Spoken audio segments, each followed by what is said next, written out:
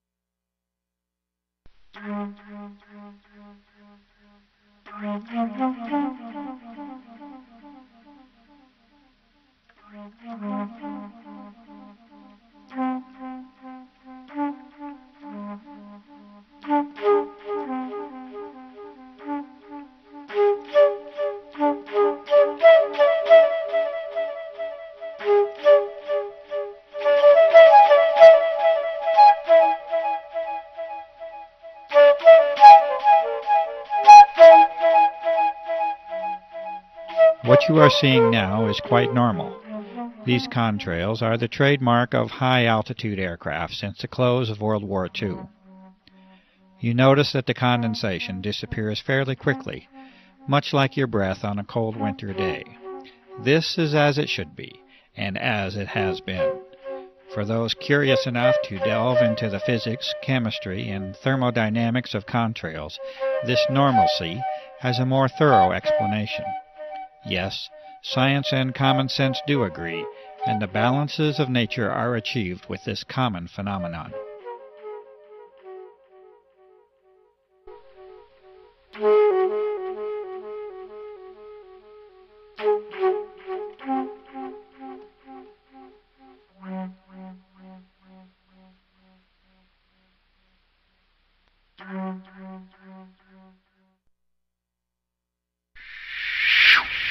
And now we must take a different turn, a turn to explore an unusual world that now surrounds us, and yet a world that many of us remain unaware of. The atmosphere of this planet has been changed, and you are now being introduced to one of the main causes of that change. The aircraft at the upper portion of the screen is leaving a normal contrail, and it vanishes as any trail of water vapor is expected to. But beneath it you see an aircraft emission that is stationary, thick, continuous, and persistent, and it must eventually be concluded that it is not primarily water vapor. The environmental conditions for each trail are not exceptionally different from one another, and yet the resultant impact from each trail is entirely different. The only logical way this can occur is if the trails themselves are very different from one another, and indeed they are. The majority of the footage that you are now seeing has been filmed in the high desert regions of New Mexico. This is an arid environment, with very low humidity levels. It is, in fact, a classic region for conventional contrail formation. Contrails themselves can and do form easily in a low humidity environment. In the past, the passing of a short-lived contrail in the high, clear desert sky was an innocuous and frequent occurrence. Cold and dry conditions, exactly those conditions that are normally found in the upper atmosphere, are extremely favorable to contrail formation. The humidity levels of the upper atmosphere are actually relatively low, and is one of the very reasons that most clouds occur in the middle of the troposphere, being the lower portion of our atmosphere up to an altitude of approximately 7 miles or so. As this examination of our atmosphere continues, we will be now required to consider 4 types of events or phenomena. In addition to the customary existence of clouds and contrails, we must now consider a new entry, that of the aerosol. An aerosol is a solid particle in suspension, either in a liquid or a gas, and in this case we are considering the atmosphere as the gas to study. The aerosols will manifest in 2 primary forms, as an aerosol emission from aircraft and as an aggregate or collection of aerosols in the atmosphere. A suitable term for this collection of aerosols is an aerosol bank. It is known now that the persistent trails that form the subject of this film are primarily solid in nature and origin, and that they are not predominantly water vapor. A brief explanation of cloud formation will help us to understand why this is so. Clouds, that is, normal clouds, require 2 fundamental elements to form, particles and moisture. Clouds are not suited to form in especially clean air. They require particulate matter, called condensation nuclei, that act as a base for water vapor to adhere to. The size of these nuclei, for the process to be effective, must be extremely small. The size of these nuclei are on the order of sub-micron. For comparison, a human hair is 60 to 100 microns thick, and an asbestos fiber is a couple of microns in thickness. The other essential component for normal clouds to form is a minimum level of humidity. From numerous sources, this minimum is on the order of 70% relative humidity. Notice that the requirements for cloud formation and contrail formation are already entirely different from one another. This is because they are entirely different phenomena based upon entirely different physical principles. Contrails can and should form readily in clean, cold, and dry air.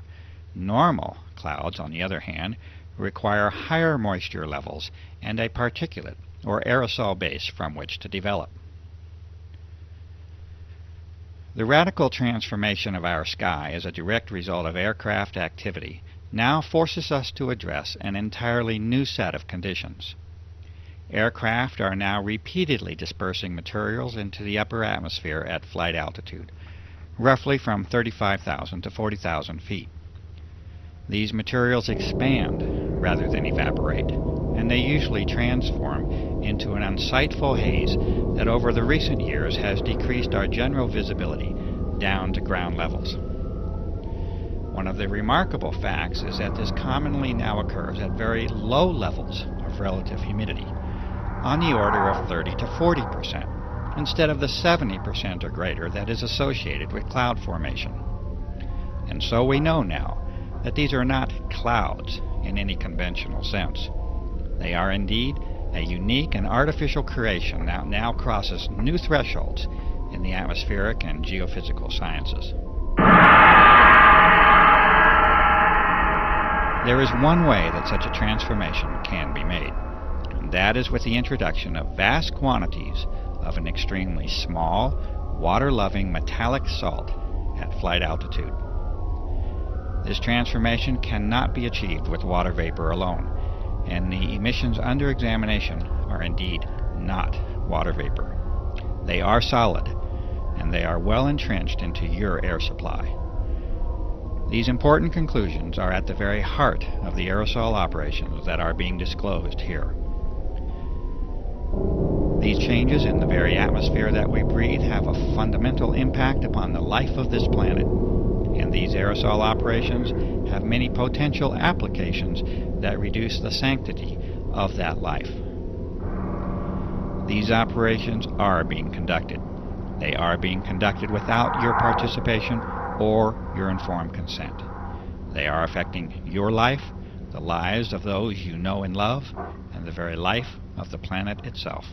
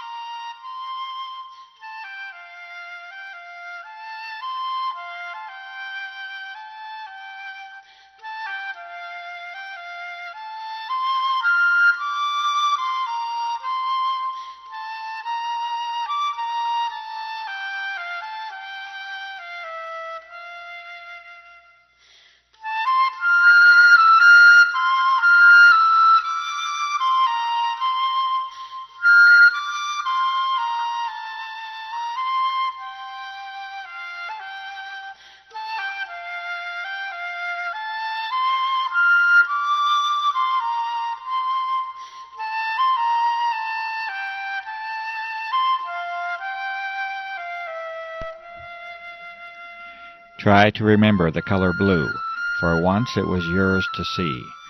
The blue sky is your birthright and a source for joy, and it remains at the very core of our existence.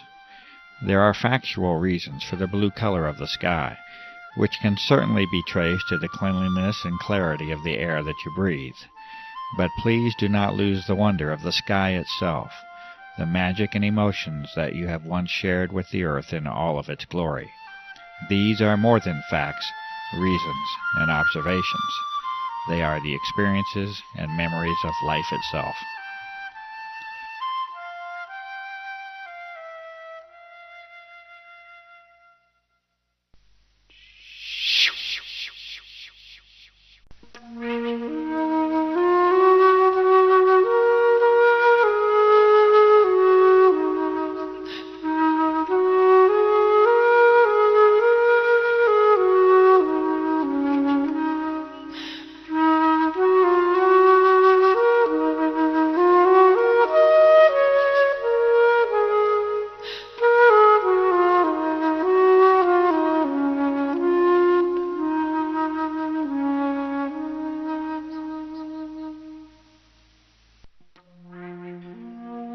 You can no longer see blue now, at least not in the same way that many of us know and remember.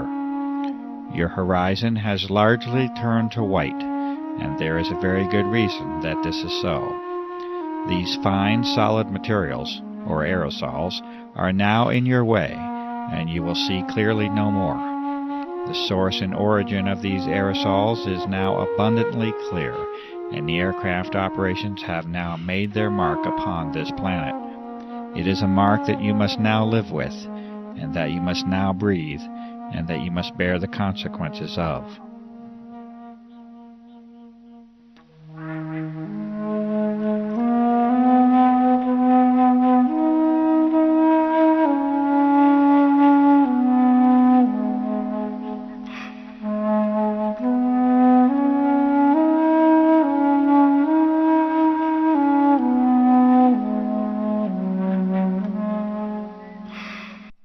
That is, unless we all become aware of the level of damage that has already been done, and unless we act together to reclaim our planet and its atmosphere.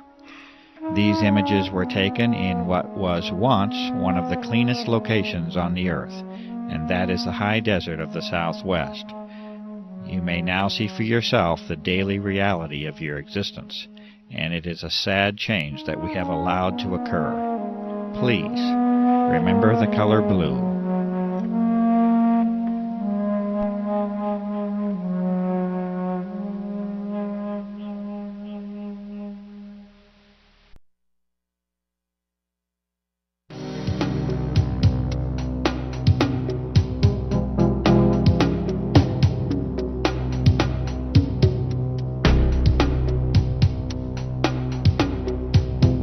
In the early part of 1999, A website under the name of www.carnicum.com was created to call attention to the unusual events and effects surrounding aircraft activity over the southwestern desert skies of the United States.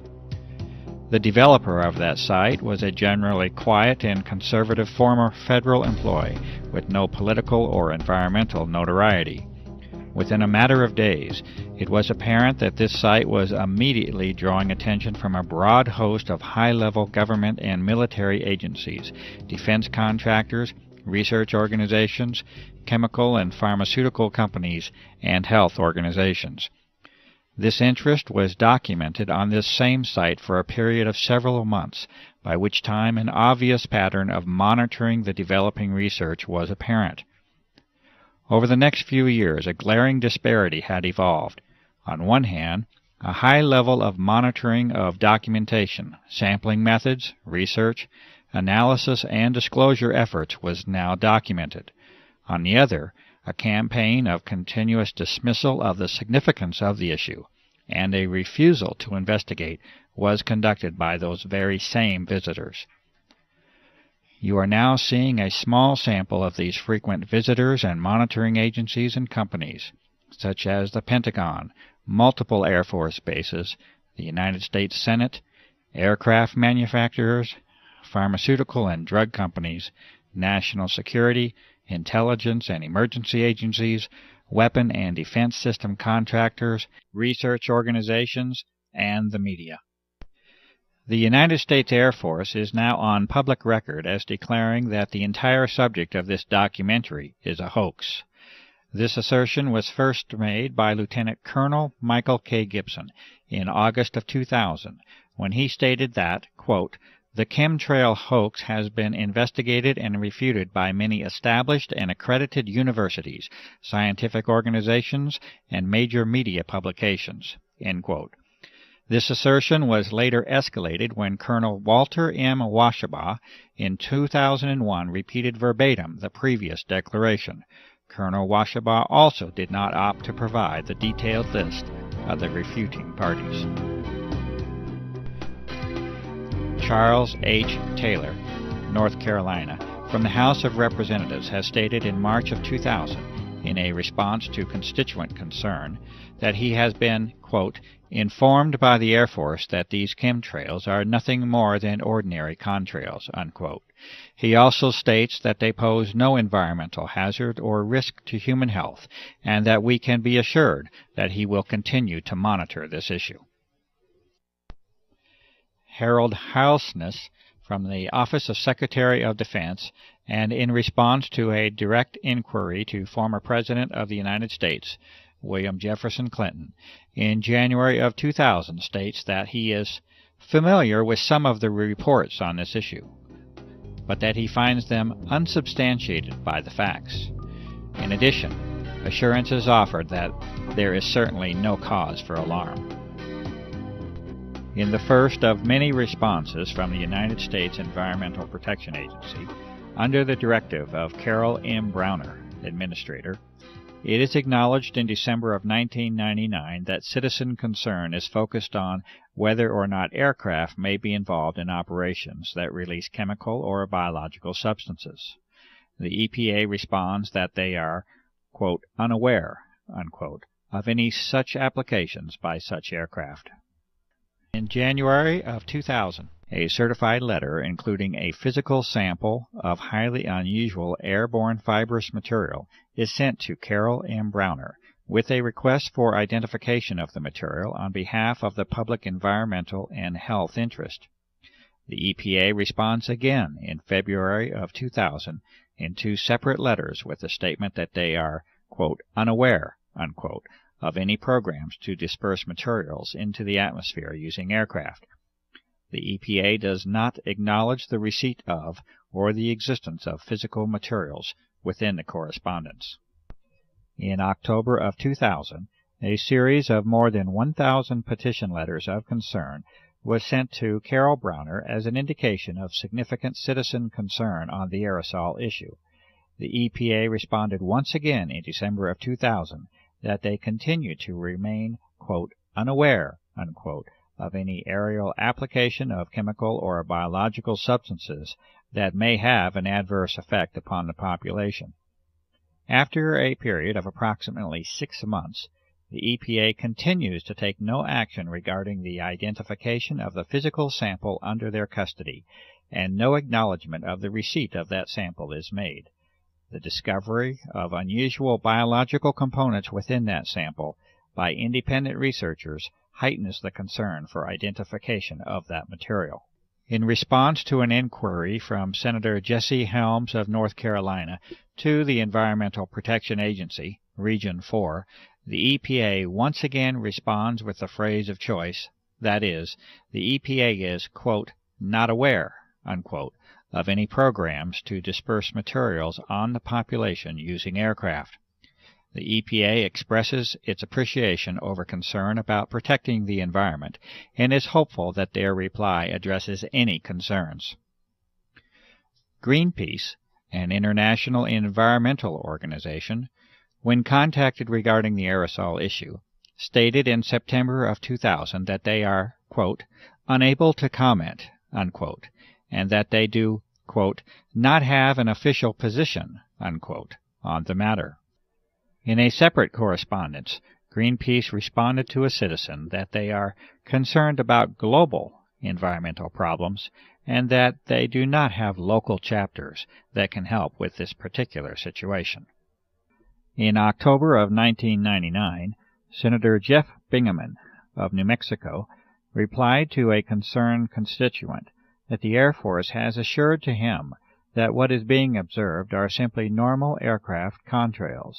It is further stated that although there may be the appearance of an aerosol operation, this is not the case. Senator Bingaman also informs the constituent that he will ensure that the Air Force will reassure people about this issue.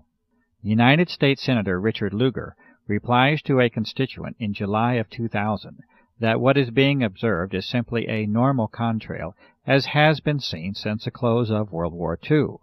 Furthermore, Senator Lugar states that the FAA, NOAA, the EPA, and academic professors have examined the claims only to find out that they have been made by disreputable sources and that upon challenge provide no evidence or data.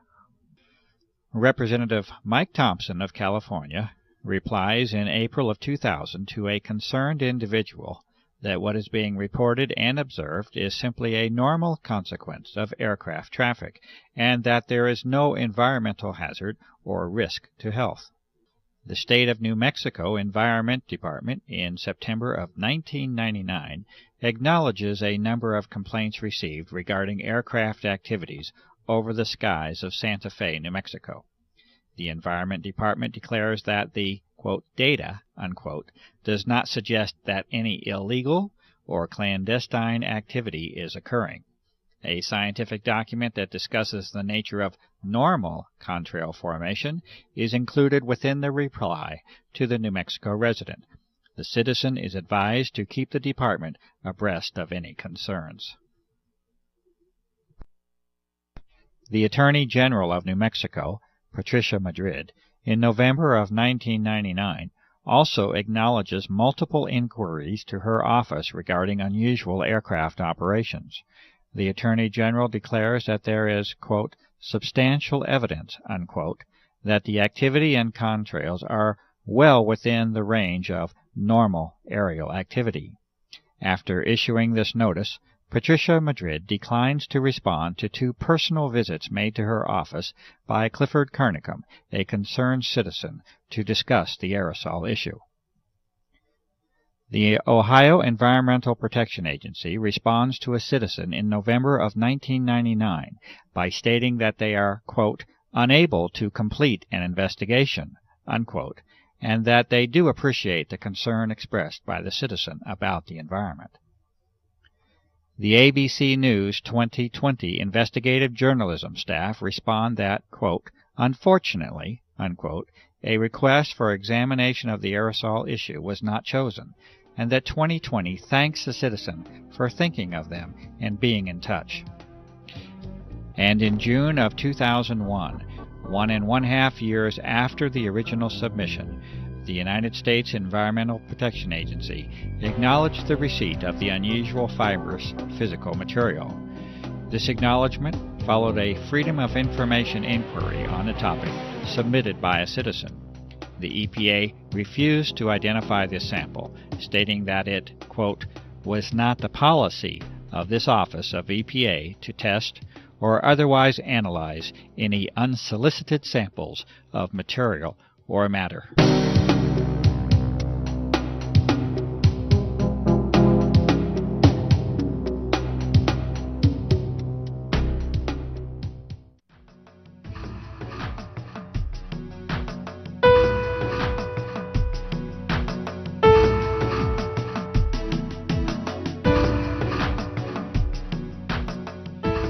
Since the beginning of 1999, a series of more than 36 scientific, physical, observational, and analytic methods have been used to examine the dramatic alteration of the atmosphere that has taken place. These tests have been conducted with much labor, time, and expense. They have been conducted with very limited resources and equipment, much of it requiring original construction, development, or modification. What follows is a partial presentation of these sampling methods.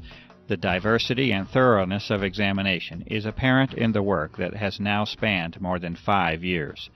The officials and authorities have not attempted to replicate these testing methods, at least not publicly. They have not reacted to the results in any formal fashion, and they have not tangibly responded to the many calls for public inquiry and investigation that have been made. The methods and results of all testing procedures are available on the website www.carnicom.com, and this research represents a substantial body of information that may be helpful in interpreting the designs and motivations behind the aerosol operations. Essentially, the method is one of reverse engineering for a global covert operation, and there is no limit to the work that remains to be done. These findings, conducted for more than 5 years, are offered to the public. These studies begin with an examination of chemtrails themselves, a very common and ordinary phenomenon involving the freezing of water vapor into ice and their subsequent dissipation through evaporation and mixing. Meteorological studies of contrail formation and cloud formation have been made. Visibility standards and their reduction from a maximum of 40 to 10 miles have been called to attention. A study of pH, or of acid and alkalinity level, of rainfall has been conducted by a network of concerned citizens across the country. Highly unusual statistical results are present in the vast majority of these studies. Telephotos have been captured in the earlier phase of operations that directly show emissions from aircraft that are in complete defiance of any normal contrail formation. These unusual emissions are not a result of environmental conditions. They originate from the aircraft and can be shown in these cases to have no dependence upon even the engines of the aircraft. HEPA, or high-efficiency particulate air filters, have been used in various states to directly filter the outdoor air in repeated tests. Some of the materials found include the repeated presence of unusual filaments, a gel formation, crystals, and powders. Extraordinary levels of particulate materials have been directly observed and recorded using simple methods discovered by citizens across the country. These methods include the corona of the sun and extremely powerful lamps. Caution with the solar method is especially advised. These observations have been taken under the most ideal weather and air quality conditions, and they nevertheless provide alarming and direct evidence of the substantial changes that have occurred in our atmosphere. Rainwater samples have been distilled to concentrate any solid materials or particulates. Metallic-based materials are evident upon observation. Unusual airborne filament samples have been collected from a variety of locations across the nation, as well as the globe. These fibers are highly unusual in their properties, and any claims of being simply spider webs cannot be substantiated. Samples of these fibers have been sent directly to the Administrator of the United States Environmental Protection Agency. Subsequent observation of these fibers under the microscope produces disturbing results, including the occurrence of unusual biological components. The United States EPA has refused to identify these fibers.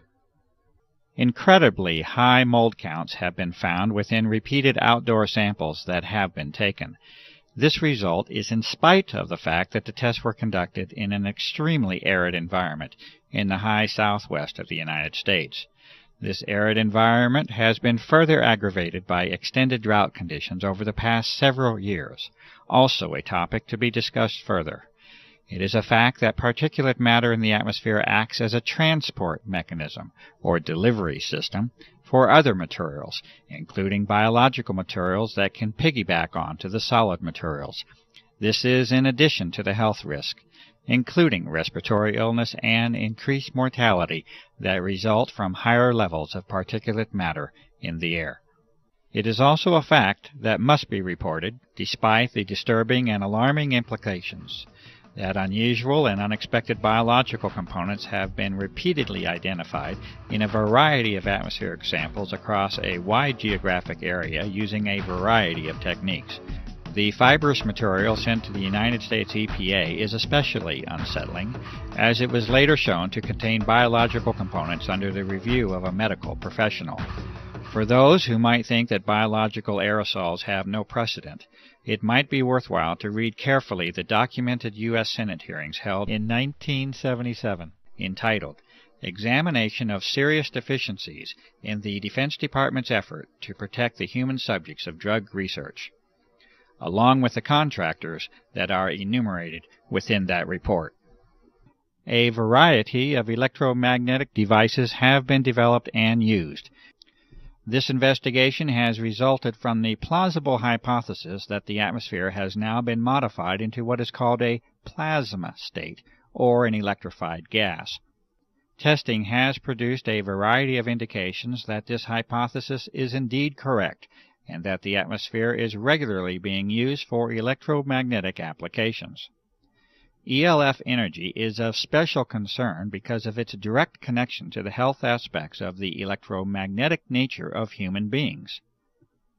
Artificial pulse energy appears to now have been detected on a variety of occasions, and evidence indicates that it is now a part of our unseen environment. Electrolysis methods have further confirmed the existence of unexpected ionizing metallic salts within our atmosphere. Radar anomalies also continue to point to the presence of an altered electromagnetic environment. The testing and sampling methods and results that you have just witnessed are necessary due to the abject failure of the public environmental authorities to respond appropriately to the many requests for investigation that have been made by countless citizens. The responses of the so-called officials and authorities has already become painfully apparent.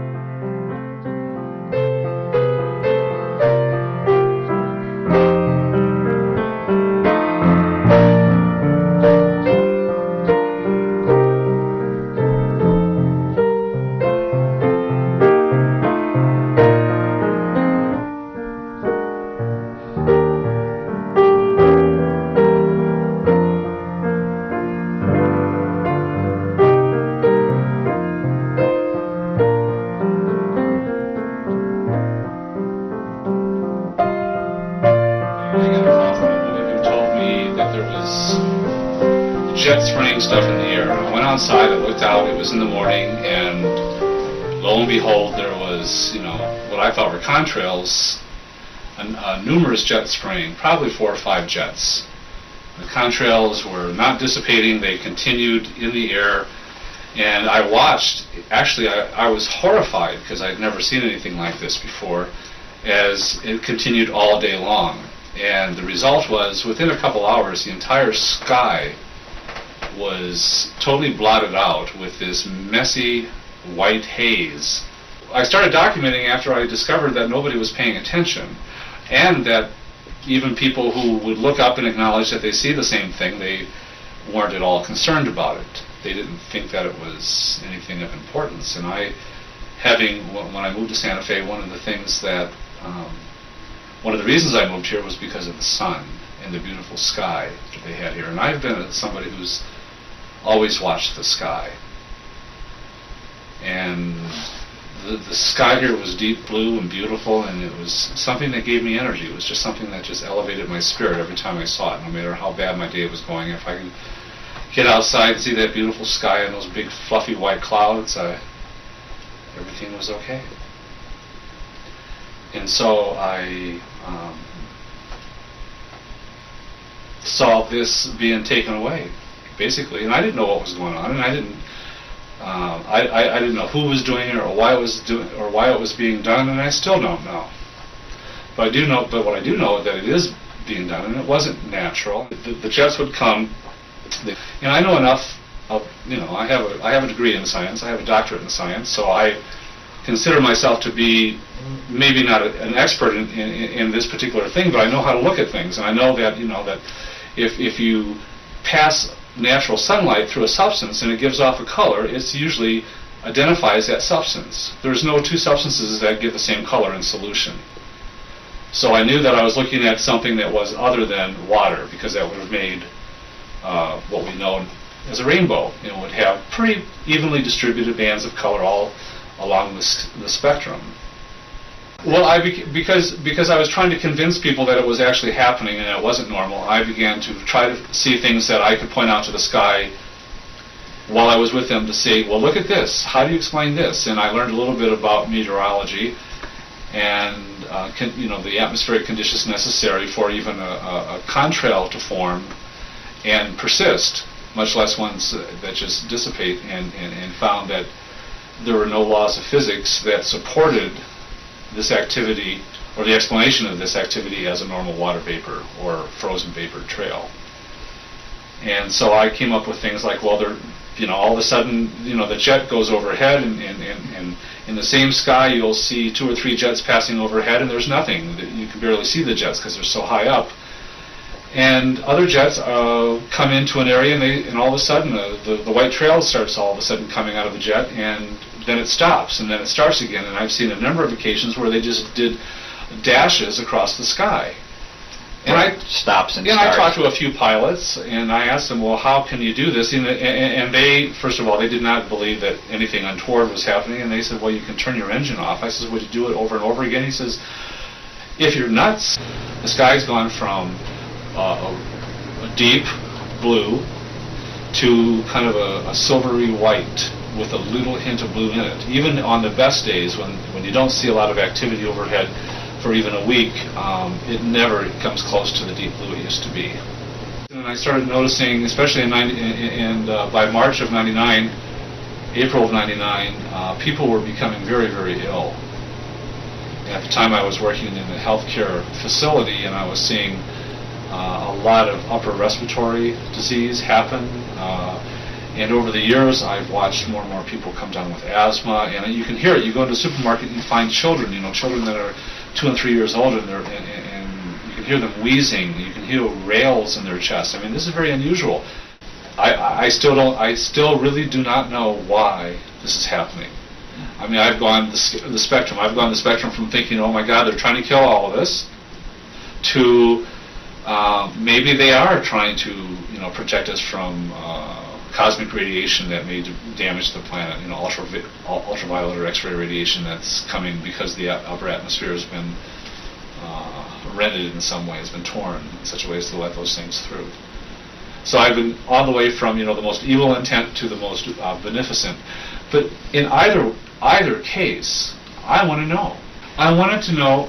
I just want to know. I want someone in an official capacity to speak about it openly. Because whenever something happens, and like I said, I've learned an awful lot about human beings through this process. Because I insist that this is happening, that this is real, and that it's not normal. that there's something happening, there's something under the table going on that's not being talked about, and yet it's happening in broad daylight, visibly. It's affecting everybody. It's certainly, it's no longer the joy it used to be to go hiking in the mountains, to go outside to ride my bike. I've had more upper respiratory and lower respiratory and sinus infections and health problems in the last 5 years than I have in all my life combined. And so that's part of my concern, and also a lot of the people that I care about have been very ill. But in terms of, are they going to stop it because the public is concerned? Well, the public is going to have to get really, really concerned in a very, very big way. And the thing that, now that's a cynical view. A paranoid view is that, well, if the public does have a big outcry against this, well, we already know they can blatantly spray us with whatever the hell they please, and it could be, they could put us to sleep or something, they could put something in, some tranquilizers or something. We'd just be walking zombies. In a lot of ways, I think a lot of our population are walking zombies. The general lack of the ability to think critically about anything outside of one's own personal life, safety, football games, is astounding to me. The hopeful view is that they're going to stop this at some point during my lifetime so that I can see blue skies again. And you know what? I've never, ever had that feeling before until this started, that there's actually one thing I want to see before I die, and that is a really deep blue sky.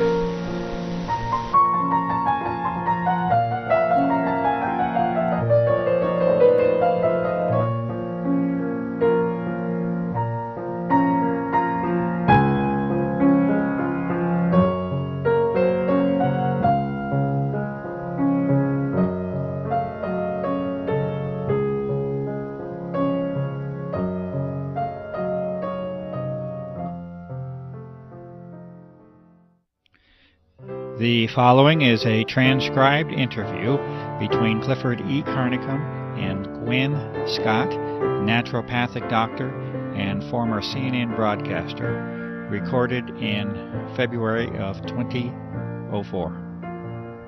Question: when did you become aware? When did you find out? How did you find out about the existence of these operations, and whether they are real or not?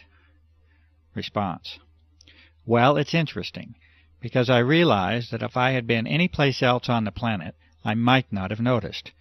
And so I am wondering how I ended up in the catbird seat to actually observe this operations. As you know, I live in a very rural area, and when I first moved here, the air was pristine. We had deep, deep blue, azure skies, thousands of stars literally at night. Probably one of the least polluted air supplies in this United States, because New Mexico is a very rural state, very few people, very little industry. It's one of the things that drew me here.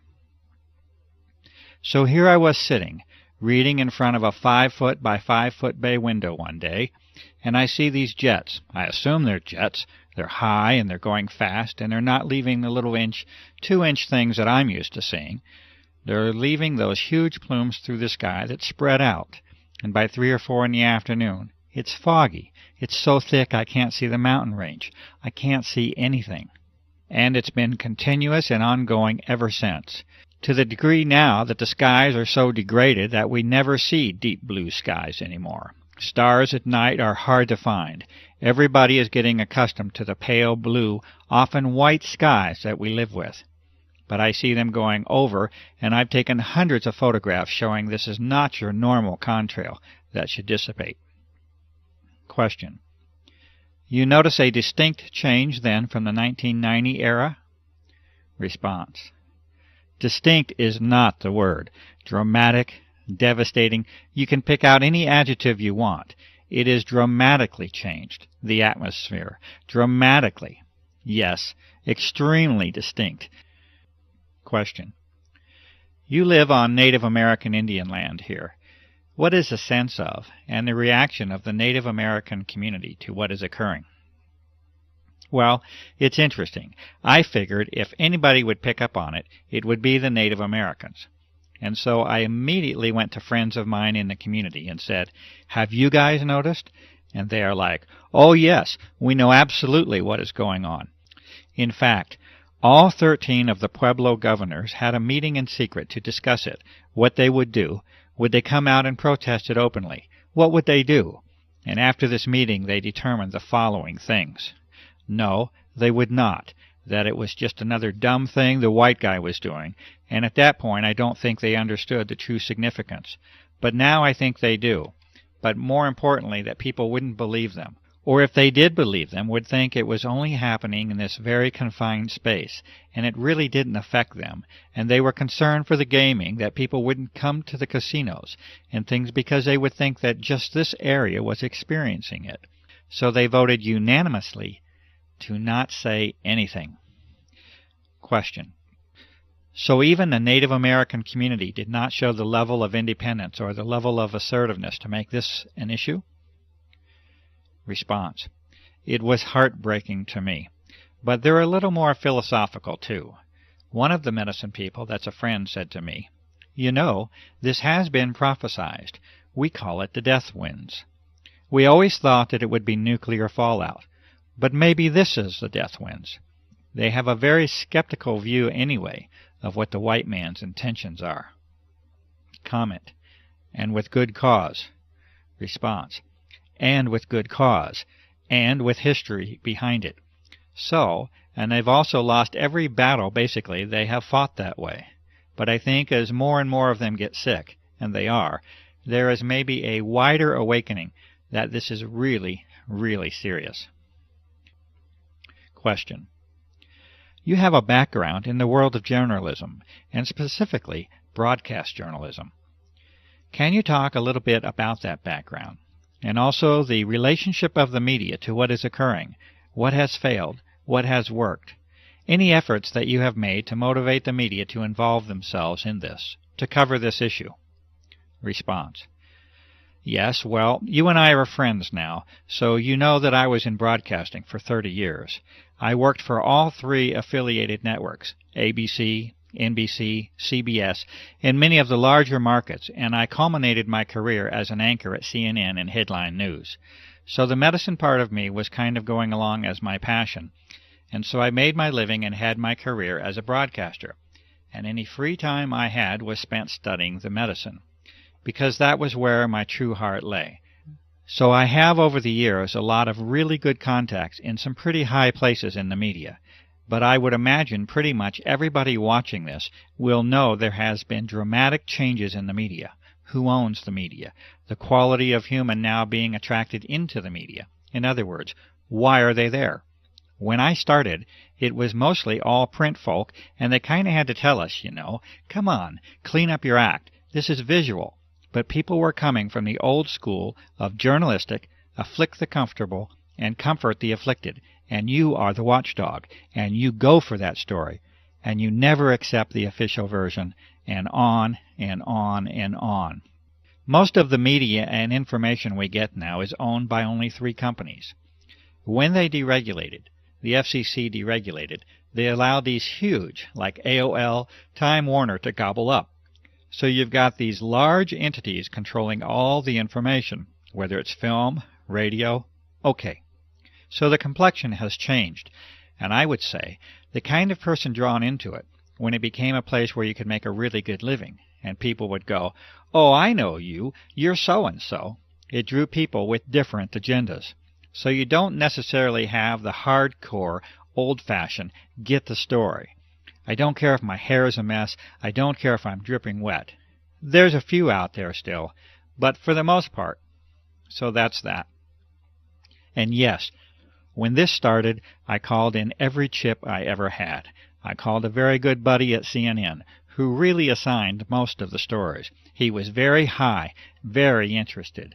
I sent him your website, a lot of your information. He was high, yay, shut down. And I never did get an explanation. As you well know, I contacted some of our local media people. The main anchor on the local station wanted to do a story, we thought, and we shot a lot of video of the activity. In those days, it was very obvious. Now it's a little harder. You don't have the mornings where you have the deep blue sky, and then the afternoon. You get the pale blue-white sky if you're lucky. And as you well know, that story never aired. Comment. I would consider that a fairly serious dedicated effort by a media person, and yet we saw nothing come of it. Response. Nothing came of it. Exactly.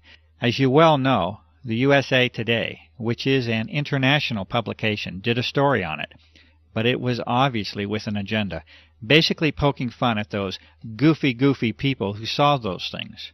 I believe there was one or two credible people interviewed, but for the most part, the reporter started out with an agenda to sort of mock, make fun of those people who were seeing things in the sky.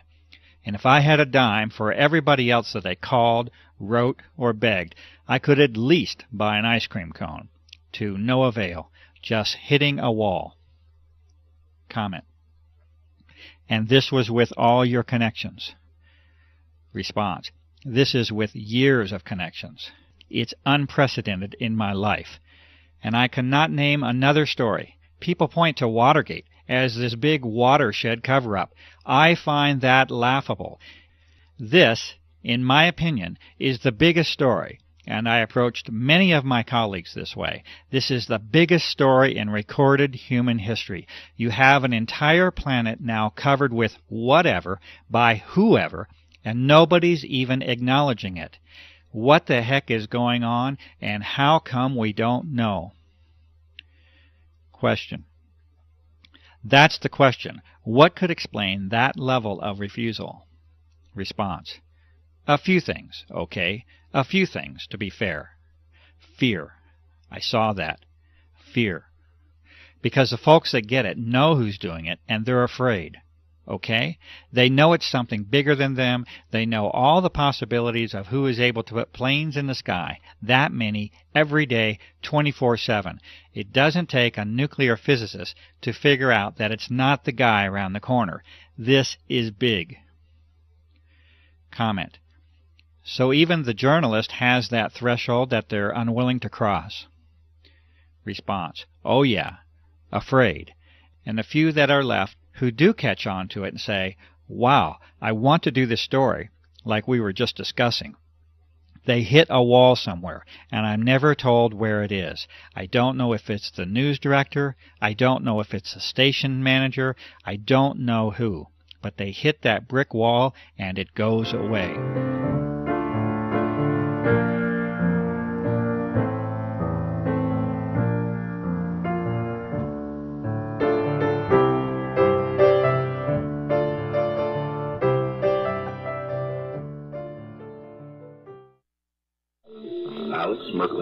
Mysteries of the Mind. It is the world that has been pulled over our eyes. As you know, I've been a pilot for over 40 years. I've been flying. I stopped counting my hours at 3,500 hours, which is a fair amount. I've owned 7 airplanes in my life. I have ratings all the way up to twin IFR. I am not jet rated, but, you know, everything else but. Today, Clifford, when all of a sudden you see these trails in the sky in the morning when you wake up, and by late morning, early afternoon, the sky is totally overcast. It is not natural. The government and other people say, oh, well, that's a contrail, condensation, contrail that all planes do at a certain altitude. And I said, you don't know what you're talking about. Yes, there are contrails. Go back to World War II, we had contrails, but they didn't last. This was, you know, in those days it was condensation of moisture, and then it dissipates after, I don't know, maybe depending on the altitude, maybe a minute, maybe a little over a minute, but around a minute, and it's gone. These things last all day long, unless there's a strong wind and it blows out of the way. Now it's gotten so bad, and I talk to people, as you know, all over the world, and it's happening almost every country that I'm aware of in the world. We have listeners in at least 50 countries that we know of, and people are always reporting back. If we get into a discussion or times that you have been on the show before, people come back and just report incredible experiences. They have a lot of respiratory problems. They never had that before. People are having a lot of sinus problems. They've never had that before. And it's always after they have been inundated with some of these sprays. You also asked about, how do people feel about it? They are extremely concerned because there seems to be something that is happening that is affecting them physically and in some cases even emotionally and psychologically. So there is a drastic change in what is happening around us in 5 years, 5.5 years. And people have never seen this or experienced this before.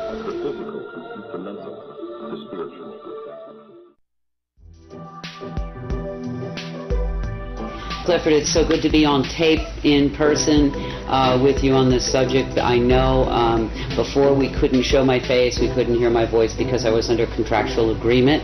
I'm no longer under that contractual agreement. So I can be here in person, and that feels good. And I thank you so much for translating my prior discussion with you on the media and all of that. But today what I'd really like to talk about is the medicine end, which is my passion, and my whole reason for being involved in this is to try to help people stay as well as they can stay given the givens. I also want to say something that's very important to my heart, is that I am deeply patriotic. That's all I really want to say. Never thought I'd live to be seeing these times. As you know, recently information was brought to us that's critical in terms of health. So I want to deal with that first, and then we can go back and talk about the other contents of this aerosol spray and the impact to the body, and perhaps some mitigating medicines. We have found out through a very credentialed research doctor that perhaps what we're seeing occasionally show up in our air supply is a fungus. The reason this is so critical is apparently this fungus dramatically compromises the immune system by consuming those nutrients the immune system uses to repair and rebuild. And like every system in our body, the immune system has to keep rebuilding itself. It will wear out, it will wear down, and it has to keep regenerating. If it doesn't have those nutritional tools to do that, your immune system becomes dramatically compromised, unable to deal with any kind of invader. That's why I think we're seeing so many more colds and flus than we've seen in the last 5.5, 6 years, than we've seen in a long time. I know in my clients, these things are like epidemic.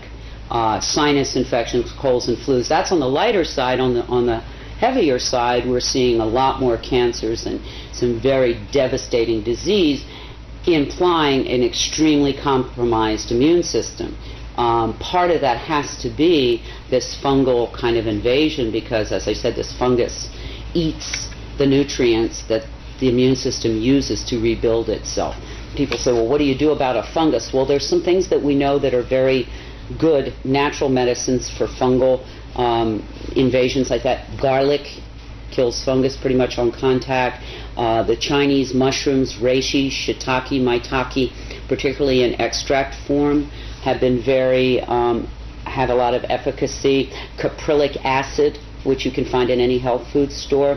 There are a number of things, and finally colloidal silver, we know, is a major antifungal.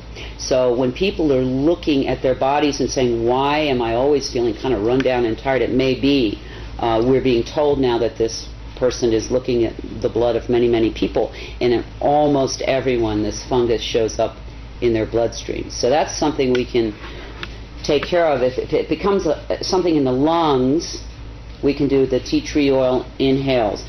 We also know that we're getting a lot of particulate heavy metals, all of which not good for the body. And I'd like to just quick run through them. There are potential damage to the body, but then also some mitigating medicines we can do. We know that there's some aluminum in this, and we also know that aluminum, unfortunately, can cross the blood-brain barrier. And we know through research it's been correlated to diseases like Alzheimer's. If not so extreme, certainly short-term memory loss. So, sad to say, the blood-brain barrier does not recognize aluminum as a toxin and lets it go through into the brain. The good news is, if you have enough what are called essential fatty acids in your system, your brain has the ability to take that metal, aluminum, and push it out of the brain into your hair. And I think that's why so many people who are getting hair analysis are seeing high concentrates of aluminum in their hair. It's the brain doing its job trying to get this toxin out. Some good essential fatty acids that you can consider are flaxseed oil, evening primrose oil, and most recently brought to me very profound is krill, K-R-I-L-L oil. It's a fish oil that's fairly pure. These essential fatty acids allow the brain to get rid of that aluminum. We also know that barium is part of the mix, and barium, besides being a carcinogenic, knocks pretty much all the potassium out of your body. And I'm seeing in my clients a lot of muscle weakness, a lot of heart palpitations, all related to either a complete loss of potassium or way too low level of potassium.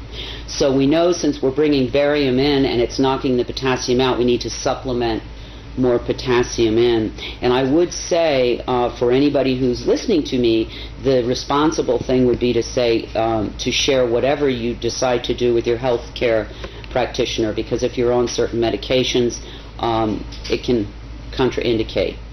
But these are just general guidelines and information for people, not prescription, not diagnostic. Yeah. There is also apparently some titanium in this mix from your research, again another heavy metal, and magnesium. And for a long time I could not understand why that would be a bad thing, because we're always encouraging people, to take some magnesium in. However, my brother, who's a physicist, accidentally gave me an answer that I had been seeking 2 or 3 years, why I was seeing so many blood clots and thick, sticky blood platelets. And it's epidemic now, and constantly running commercials for blood thinners and on and on. Well, he tells me when you combine an aluminum ion with a magnesium ion, it clots the blood. So we have both of those in this mix. My personal choice is ginger root for blood thinning. I take ginger root capsules every day. There's also an herb called ginkgo biloba that also thins the blood. But this is a very important cautionary. If anybody is on a pharmaceutical blood thinner, do not add in any of these other remedies, because you can get your blood so thin that if you cut yourself, your blood won't clot. So it's dangerous. So if you're on any pharmaceutical blood thinner, do not add in ginger root and ginkgo biloba and those kinds of things. But if you're not on a pharmaceutical, these are good natural things you may want to consider in terms of thinning the blood. And then there's I get this question all the time. People say, well, what can we do, to mitigate some of this? I mean, it's in every breath I take. That's something I think is hard for people to understand. This is not something previously I could say to people, please don't eat margarine. Please don't drink tap water. These things are not good for you. I cannot ask people not to breathe. But what I can say, there are things that you can do to mitigate the amounts of it that you're taking in. One thing that you well know I do is when I'm outdoors, I wear a mask. It's not comfortable. It looks silly. I get stares. But I have to tell you, since I've been doing that, I've noticed a big improvement in what kind of symptomology I've had to deal with. Also, there is a very good all-natural substance called diatomaceous clay that has the unique property of attracting heavy metals to it, then binding with them and allowing your body to then send it out through your bowel. In most health food stores, you can find it under the name of bentonite. You have to make sure, though, this diatomaceous clay that you're taking in is food grade, because they do have diatomaceous clay at the nurseries, and that's not pure. But if you go to your health store, or if you know somebody who has food grade diatomaceous clay, that is something I do daily to try to begin to remove these metals, because all heavy metals are detrimental to the system. Again, flaxseed oil, krill oil, the omega-369 oils, very important, particularly for brain function during these times. Potassium supplementation. And another epidemic is sinus infections, and that colloidal silver nasal spray I use, and I've had a lot of friends use it, and it's very effective with helping to clean up those sinus infections caused, I'm sure, by all these particulates. I don't know if you know, one of the top respiratory specialists in the United States was recently on the Today Show. He's written a book called something about the breathing crisis in this country. And he told, I think it was Katie Couric, I don't recall, who was interviewing him, maybe Ann Curry, that death or mortality from respiratory disease had gone from number 8 5 years ago to almost number 3. That's huge. That means that the third leading cause of death now in this country is breathing. And one has to wonder what could have happened in 5 years to have created that kind of crisis, is the only word I can think of. So this is something that anybody who breathes, and I'm assuming that's anybody who might be seeing this documentary, needs to be concerned not only for themselves but everyone they love. This isn't like a firing squad where everybody goes down and you get to watch it at one time. This is a cumulative poisoning that will demonstrate in different people in different manners depending on how strong their immune system was to begin with, what their genetics are, and many other factors. So this is something that will demonstrate in a lot of different ways. You're not going to have, as I said, the firing squad effect, but what you will have is over time more and more debilitated people, more and more people who don't feel well, more and more younger people, which I'm seeing quite a bit of now, in their 20s, 30s, and 40s, with problems that we never saw in that age range, or rarely, I should say, saw. When this began 5.5, almost 6 years ago, 24/7, we know that maybe it's been going on however long, but the 24/7 heavy spraying, during that time, at the beginning, I saw mostly older, frail people and infants suffering and leaving the planet. But now it's coming down the old chronological scale here. So we're dealing with people, teenagers, 20s, 30s, 40s, 50s, with a lot of debilitating problems. And I know in Albuquerque alone, 5-6 years ago, 6 to 8% of the children were diagnosed as asthmatic. Today, as of now, it's 70%. It's devastating. These are children. I would say to anybody listening, one of the first and most important things that you can do is start to eat your medicine. Get rid of the junk food, get rid of the empty food, get rid of the zapped food, and begin to eat, if you can, organic and free range. If you can, at least good, whole, pure food. Don't zap it in the microwave. That removes all the good digestive enzymes and many of the nutrients. So start with your diet, because your body is under an insult that it's probably never in the history of man, I don't think, seen before. And in order for you to stay healthy and those that you love, you've got to really begin to pay attention to what you're eating, the water that you're drinking. That's the first line of defense. I'd also encourage people to consider a good all-natural vitamin and mineral supplementation program, because, again, our bodies need every bit of help we can give them in these times. You know, it's interesting. One of the most frequently asked questions for those who are conscious and aware of this aerosol operation is, is this intended to harm us? And I can't answer that. I don't know. But what I can say is, do they know that it's harming us? Unequivocally they do at this point in time. And so one who lives in a free and democratic country would want to wonder, why would the people that we trust to care for us, keep us safe, allow this kind of thing to go on? I personally have gone way deep inside and had many sleepless nights and can't come up with any plausible reason why you could, for any reason, harm so many people in such a dramatic way.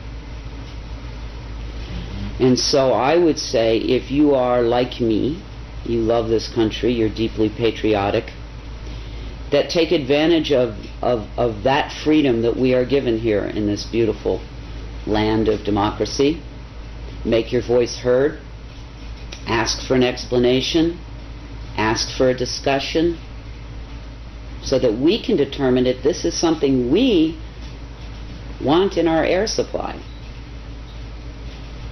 We can't just keep ignoring it. It's not going to go away.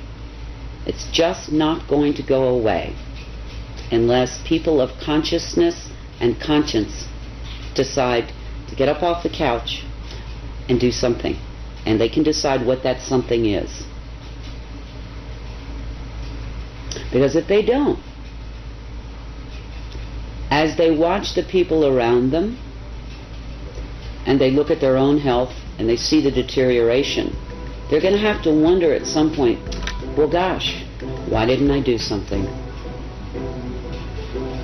when I could?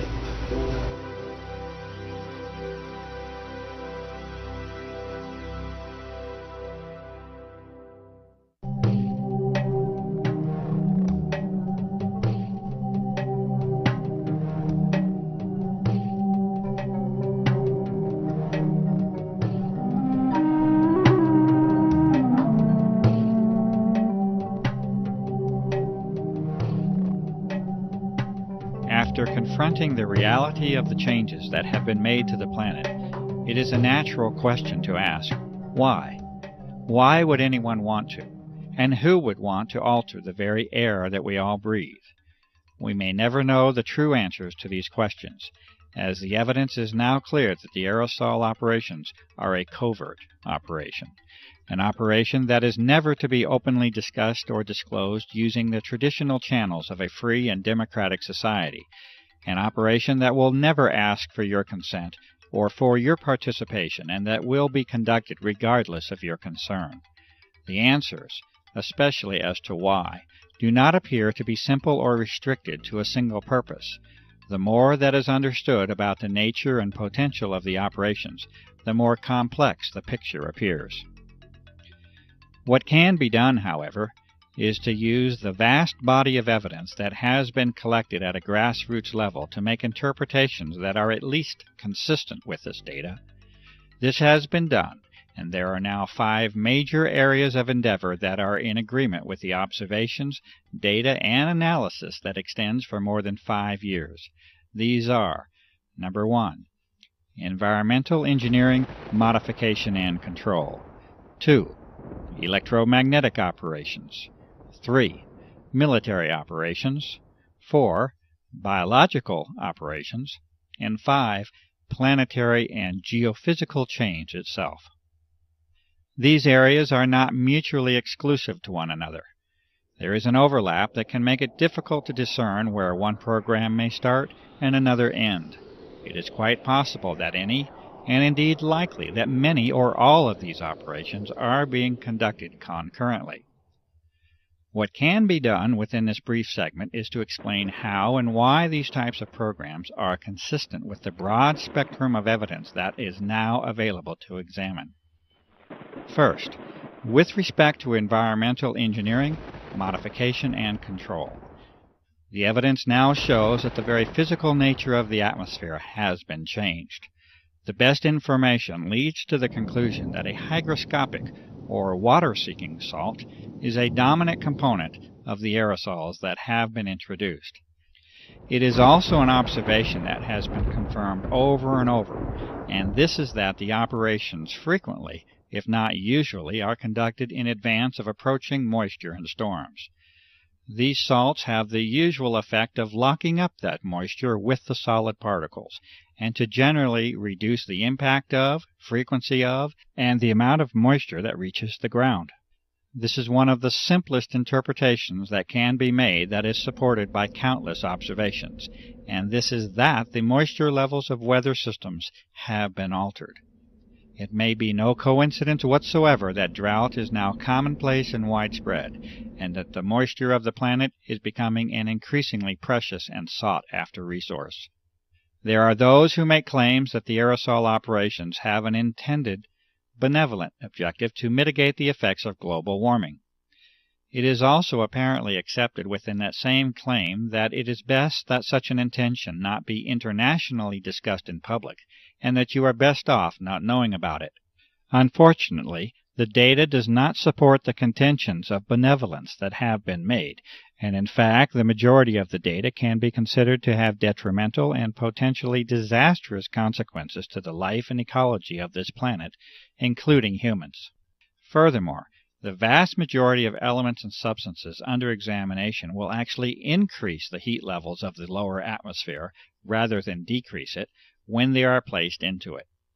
This is exactly what the observations themselves support, and that is that drought conditions are exacerbated and aggravated by the introduction of the aerosols and not mitigated, as many might choose to believe.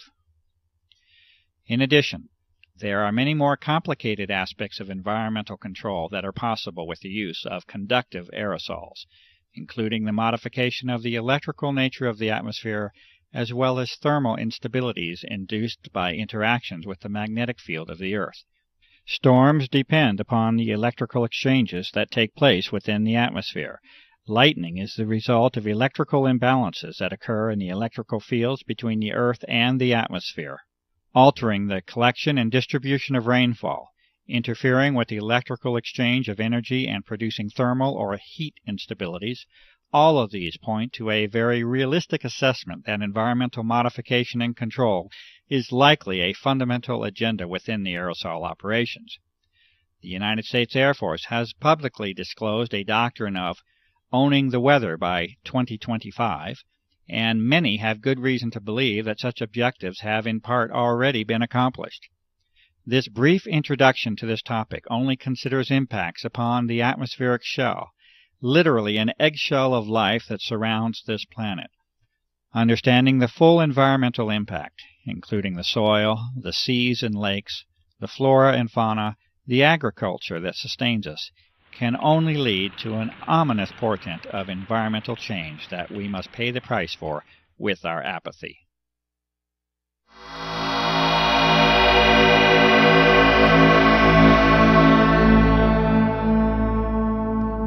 Not only are the moisture and heat characteristics of the atmosphere altered with the introduction of aerosols, but the electromagnetic properties have likely been changed as well. An ion is a charged electrical particle, and all of the data supports the claim that massive amounts of easily ionized particles are another important part of the grand geophysical picture. There are some elements that can actually become charged with the energy from ultraviolet light and even visible light in some cases. Barium is one such element that falls into this category. The implications of being able to modify the atmosphere electrically and magnetically are enormous, and a variety of physical methods that are used to transfer, manipulate, control, and propagate energy in that medium must then be considered. As an example of how a small change can produce a major effect, consider the following statement from Lancaster University in the United Kingdom on the topic of the ionosphere. Quote, "Although less than 1% of the upper atmosphere becomes ionized, the charged particles make the gas electrically conducting, which completely changes its characteristics. The ionosphere can carry electrical currents as well as reflect, deflect, and scatter radio waves." Unquote. What we see, therefore, is that a small change in the electrical properties of the atmosphere, be it the upper or now lower atmosphere, completely alters the way in which that shell around the Earth can be used. This concept introduces us to the topic of plasma physics, which may be more in the grasp of common understanding than might first be believed. Most of us are familiar with a neon or fluorescent light tube. This is a perfectly common example of what plasma physics is about. In that tube, there is an ionized gas, and energy can easily be sent through that tube to produce the effect of light in that case. A plasma is an electrically conductive gas. This means that there is a source of ions and electrons within that gas, and that these electrons can be used to carry current. We have seen that it takes very little change to produce a large change in the electrical properties of that gas, and the effectiveness of energy transfer and accumulation is governed primarily by the number of electrons that can be introduced into it. The term that describes this is electron density, and it becomes increasingly important in our understanding of the likely goals of the aerosol operations. Multiple measurements of atmospheric conductivity levels, extremely low frequency and very low frequency radiation, as well as magnetic variation, support the claims made that the basic electrical properties of our atmosphere have been changed. These two physical properties alone that have been mentioned, that of thermodynamic and electrodynamic change, have the prospect of changing our world so much that even the most conservative of environmentally aware individuals should be aware of the prospect for disturbance and damage. Changes in heat and energy are at the foundation of the life of this planet and all those who dwell upon it.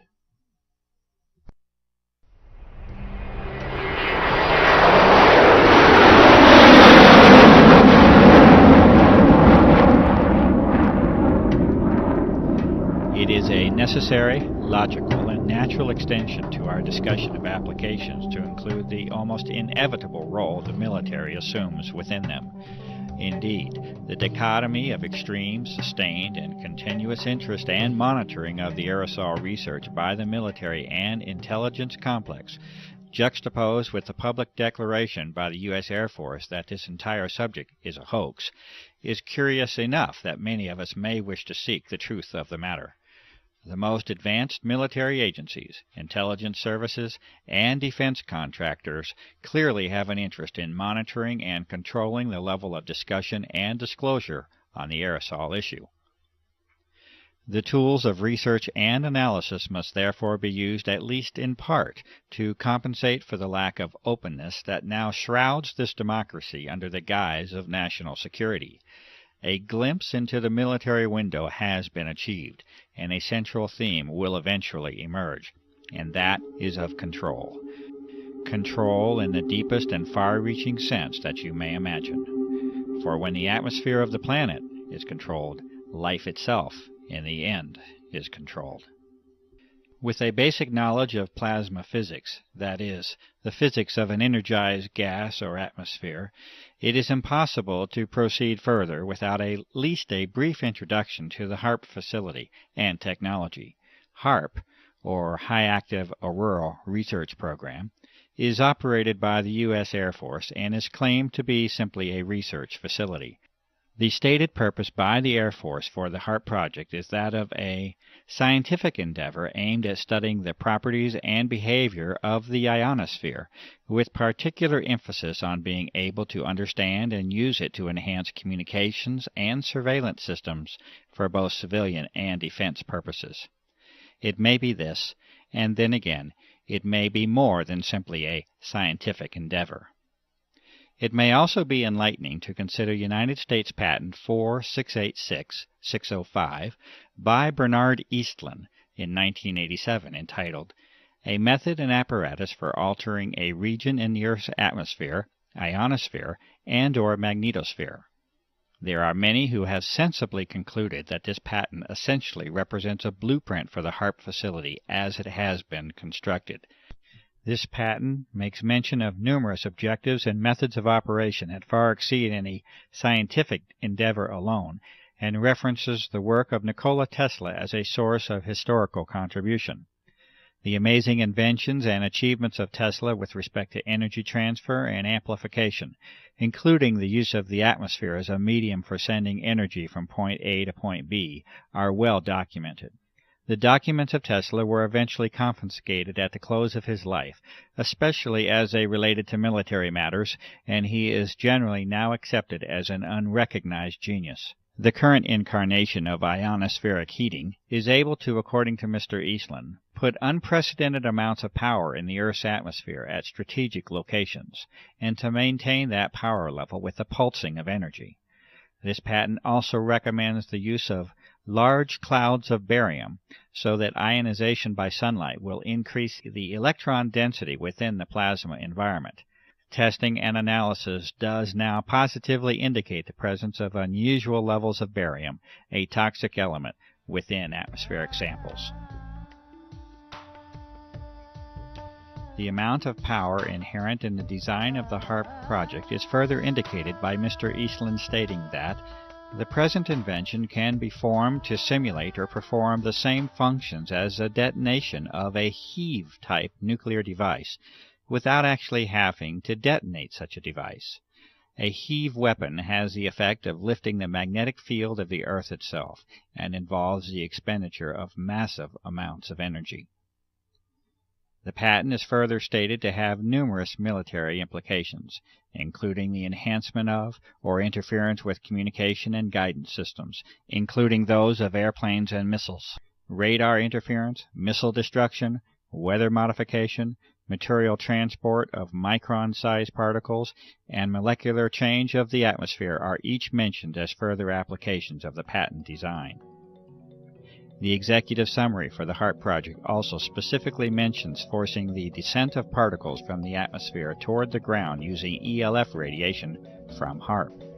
Clearly, environmental modifications, the electromagnetic transfer of energy, and military operations of global impact are already in sight from the existence of these aerosols within our atmosphere.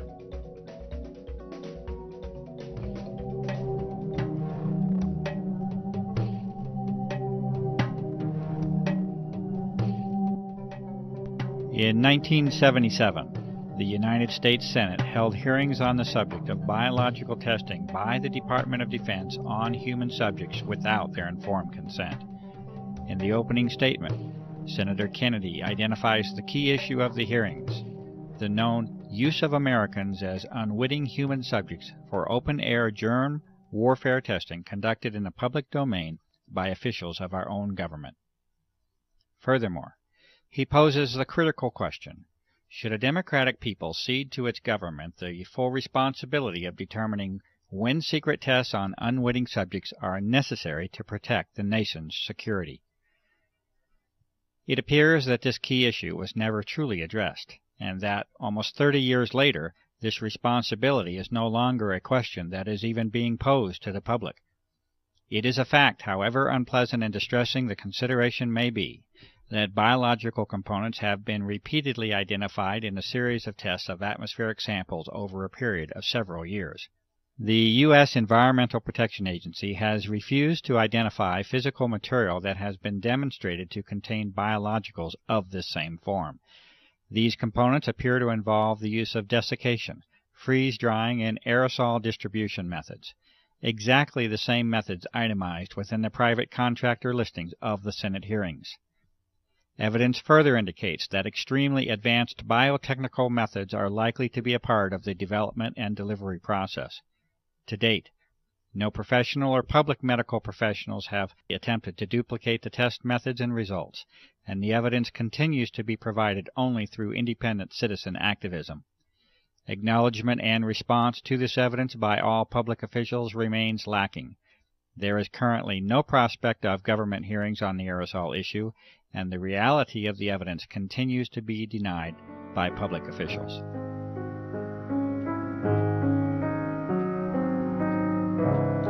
And lastly, although more conceptual in nature than our earlier discussion on environmental modification, electromagnetic, military, and biological aspects of the aerosol issue, it is not unreasonable to consider interactions with the Earth as a whole.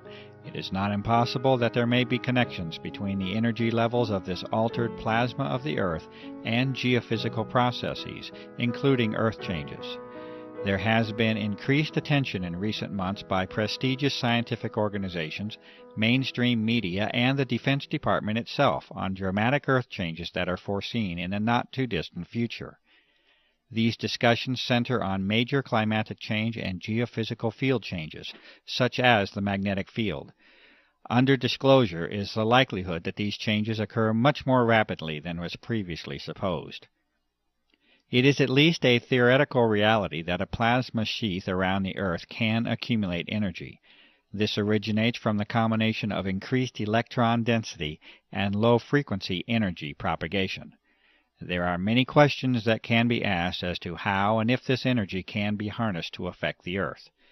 The many abnormal Earth changes already on the record during the recent years certainly offer a motive for examining the energy transfer between the Earth and the now altered atmosphere.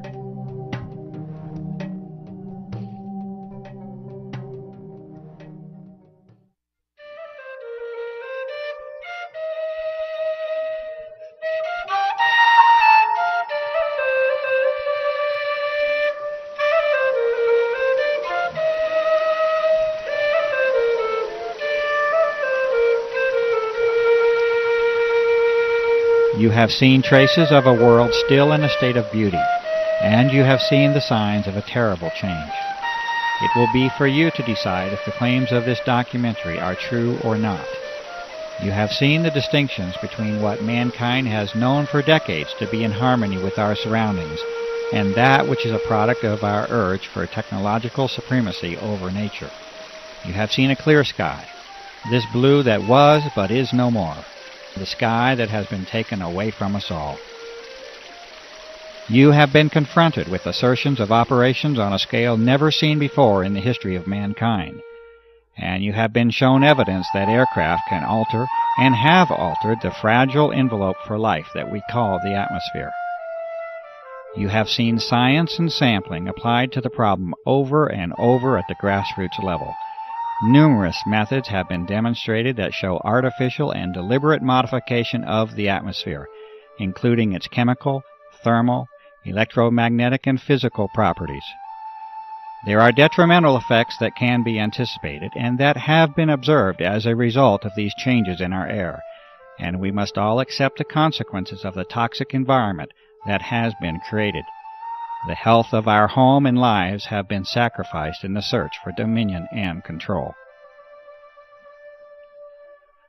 You have witnessed a high level of interest in the subject of this documentary by the military branches at the highest level, the intelligence services, the chemical industry, research organizations, defense contractors, bioengineering firms, and the pharmaceutical complex. You have heard the responses of the public, government, and even environmental organizations in response to the innumerable requests by the public for investigation. These responses repeatedly revert to describing phenomena that are normal and commonly observed, while denying and dismissing the extraordinary observations that sensible and reasonable citizens have called attention to. There has been a sustained campaign to ridicule and discredit the cumulative efforts of years of research, activism, and devotion by countless individuals acting from the motive of concern for the health of this planet and its inhabitants. A free and democratic society, if it is to continue to exist, must be able to openly discuss the benefits of technological and military supremacy against the deleterious impact upon the environment that we as global citizens must share. Divine rights of humankind must assume their rightful place amongst the individual nation's right for military security and secrecy. You have heard the responses of only a few citizens and professionals who state their sensible concerns about the impact of the aerosol operations upon our environment and our health. The lack of time prevents the presentation of the awareness that is now known to be shared by a grassroots network that conservatively must include millions of people. The extent of this awareness across national boundaries is apparent, and this network is of global proportion. The control of media information by relatively few corporate interests appears to be a significant factor in the restriction of honest and open public discourse on the aerosol issue. The attempts at ridicule of this issue by the U.S. military establishment should also be evaluated as to intent and motive. You have been provided with an analysis of the potential agendas of the aerosol operations. The conduct of environmental, military, electromagnetic, biological, and geophysical operations are each consistent with the vast body of information and evidence that has been accumulated over a period of more than 5 years. This result has been reached with the painstaking efforts of numerous citizens, researchers, and activists across the country and around the globe. Many of the operations under consideration would appear to regard the welfare of human beings, the life of this planet, and our environment as a low priority. Many people, having become convinced of the reality of these operations, will naturally ask the question, what can I do to help? It is also known from experience in history that many of these same individuals feel helpless and powerless after they confront the immensity and complexity of the operations. They also often become disillusioned after encountering the predictable and disingenuous responses of our public servants. It is also known that the traditional methods of dissent and activism are no longer working, and the political process is failing in a constitutional sense. Petitions have been signed and disregarded. Appeals for investigation are dismissed. Calls for media involvement lead to crafted articles of ridicule. Even the legitimacy of the voting process itself is in question. There is no comfortable, reassuring, and simple answer that can be given to you. This is the reality that we must face. It is expected that any success will eventually result from an enormous groundswell of grassroots activism and open public protest. At the current rate of progress, a timeline of decades can be projected before we reach the level of influence that is needed. The sober counter-reality is that the health of this planet is not likely to give us such a generous allowance of time. Our atmosphere is our lifeblood, and like the proverbial frog in the warming pot of water, we are acting obliviously to our own demise.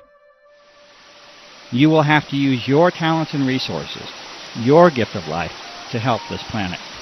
The role of this researcher has been to give you the best information of what is believed to be the true nature of the aerosol operations. You will have to determine your role and exercise that role while you still have the opportunity to do so. If you are a professional, you must inquire into the ethics of your profession and answer the questions of public service that accompany it. If you are a citizen, you must participate. If you remain silent in the hope of preserving your freedom and security, you are almost certain to lose both. The doctor, the journalist, the scientist, the lawyer, the politician, the environmentalist, the activist, the author, the filmmaker, the fundraiser, the organizer. You must all assume your roles openly, publicly, and quickly to offer any real hope for our survival. I make this appeal to you. This documentary is a not-for-profit venture. It has been made with an appeal to you personally in mind. It may be freely copied in its entirety and distributed. No individual is permitted to distribute this documentary with a profit motive. It has been created for the benefit of the public. Please help us to restore and regain the world that you know can exist.